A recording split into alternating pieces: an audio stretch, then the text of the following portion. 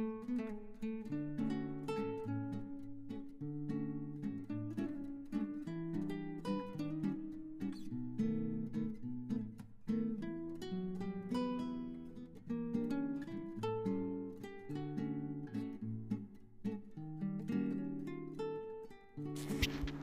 Guys, இன்றைக்கி நம்ம வந்து ருசியான மேங்கோ ஹல்வா எப்படி பண்ணலான்னு பார்க்கலாம்.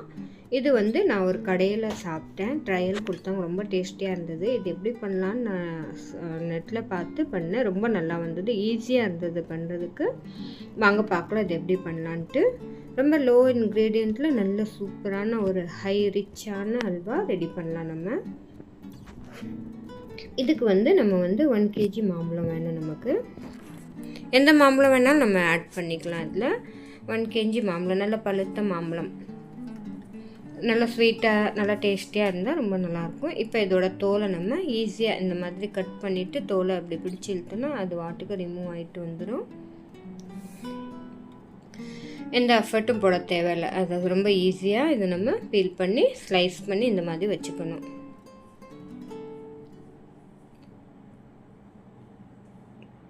இப்போ இதோட விதையெல்லாம் தனியாக எடுத்துக்கோங்க. இப்போ இதுக்கு இன்க்ரீடியன்ட் வந்து 1 கப் சுகர், 3/4 கப் கார்ன்ஃப்ளவர், இந்த மேங்கோ வந்து 3 கப்,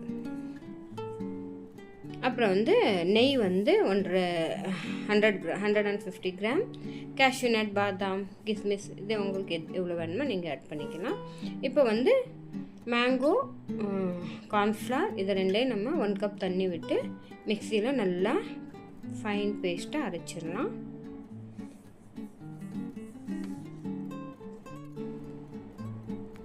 இந்த மாதிரி நல்லா ஃபைன் பேஸ்ட்டாக பாருங்கள், நல்லா க்ரீமியாக சூப்பராக இருக்குது பார்க்கவே, ஐஸ்கிரீம் மாதிரி. இல்லை சுகர் போட்டு அரைச்சி ஃப்ரீசரில் வச்சு ஐஸ்கிரீம் ஆயிரும் போல இருக்குது, அந்தளவுக்கு நல்லா அரைச்சிருக்கு.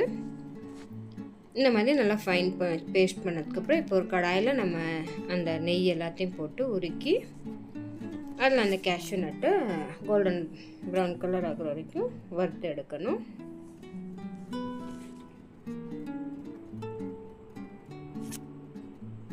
கேஷ்யூ நட்டை இப்போ போட்டுட்டு இதை கோல்டன் கலர் ஆகிற வரைக்கும் வறுத்து எடுக்கணும்.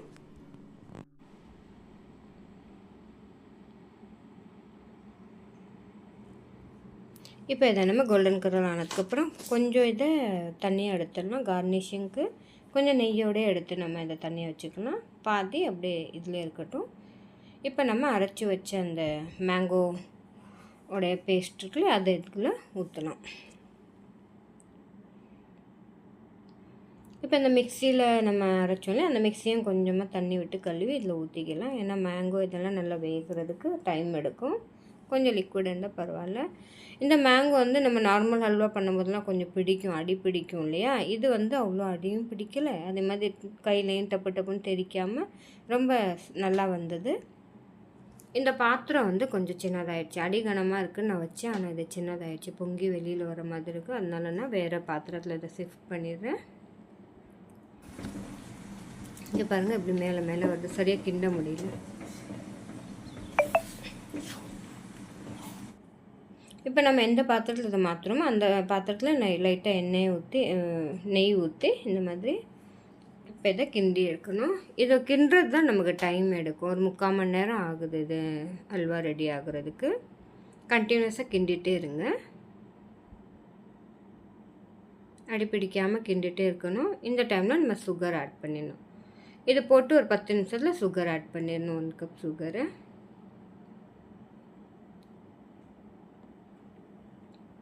இந்த டைமில் நீங்கள் இதை செக் பண்ணிக்கோங்க, சுகர் உங்களுக்கு பத்துச்சான்னு. ஏன்னா மாம்பழம் ஸ்வீட்டாக இருந்தால் நம்ம 1 கப் போடலாம். இப்போ ஸ்வீட் கம்மியான மாம்பழம் இருந்தாக்க ஒரு 1.5லேருந்து 2 கப் சுகர் ஆட் பண்ணிக்கலாம்.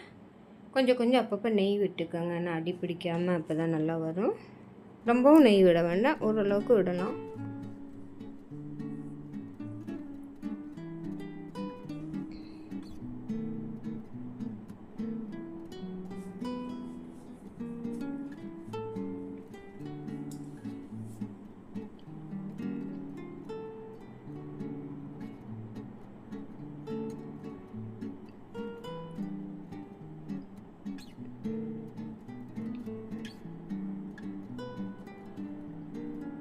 இந்த மாதிரி நல்லா கொதிச்சு வரும். இந்த டைமில் ஒரு பிஞ்ச் உப்பு போட்டுக்கோங்க.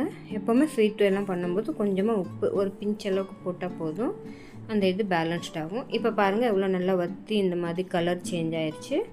இப்போ இதை நம்ம சுவிட்ச் ஆஃப் பண்ணுற டைம் ஆயிடுச்சு. கொஞ்சம் நேரம் இந்த மாதிரி கிண்டி விட்டுட்டே இருந்துட்டு அதுக்கப்புறம் நம்ம சுவிட்ச் ஆஃப் பண்ணிடலாம். இதை ஒரு பிளேட்டில் கொஞ்சமாக நெய் போட்டு அதை ஸ்ப்ரெட் பண்ணி வச்சுக்கோங்க. இதில் தான் நம்ம அந்த ஹல்வாவை போட்டு கட் பண்ணணும். இப்போ இதை நம்ம ஹல்வாவை இதில் போட்டு ஸ்ப்ரெட் பண்ணி விட்டு கொஞ்சம் நேரம் ஆற விடணும். உடனே கட் பண்ண முடியாது சூட்டோட. பாருங்கள் எவ்வளோ சூப்பராக கிளாஸியாக நல்லா இருக்குல்ல ஹல்வா. நீங்களும் உங்கள் வீட்டில் கண்டிப்பாக அதை ட்ரை பண்ணுங்கள். என்னோடய சேனலை சப்ஸ்கிரைப் பண்ணுங்கள் ஃப்ரெண்ட்ஸ். லைக் பண்ணுங்கள், கமெண்ட் எழுதுங்க. இப்போ இதை நல்லா ஸ்ப்ரெட் பண்ணி நம்ம நெய் எடுத்து வச்சுருந்தோம் இல்லையா, நெய்யும் கேஷ்யூ நட்டும் அதை இது மேலே அப்படி ஊற்றி விட்டுக்கோங்க.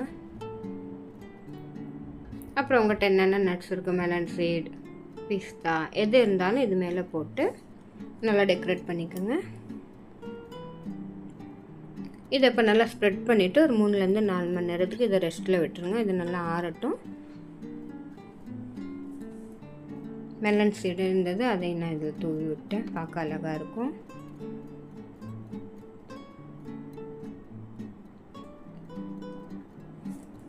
இப்போ இதை நம்ம கட் பண்ணலாம். எவ்வளோ ஸ்மூத்தாக கட் ஆகுதுன்னு பாருங்கள்.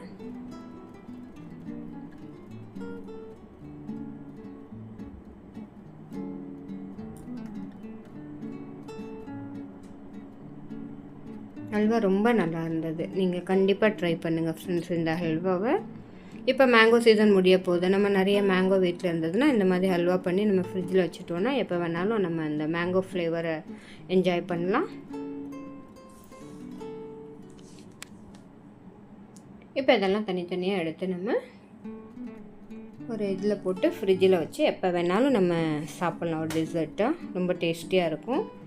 நீங்கள் கண்டிப்பாக ட்ரை பண்ணுங்கள். பண்ணிவிட்டு எப்படி இருந்ததுன்னு கமெண்ட்டில் எழுதுங்க. ஓகே ஃப்ரெண்ட்ஸ், தேங்க்யூ என்னோடய சேனலை பார்த்ததுக்கு. என்னோடய சேனல் உங்களுக்கு ரொம்ப பிடிச்சிருக்குன்னு நான் நினைக்கிறேன். என்னை லைக் பண்ணுங்கள், சப்போர்ட் பண்ணுங்கள். ஓகே ஃப்ரெண்ட்ஸ், சப்ஸ்கிரைப் பண்ண மறக்காதீங்க. Okay, bye bye.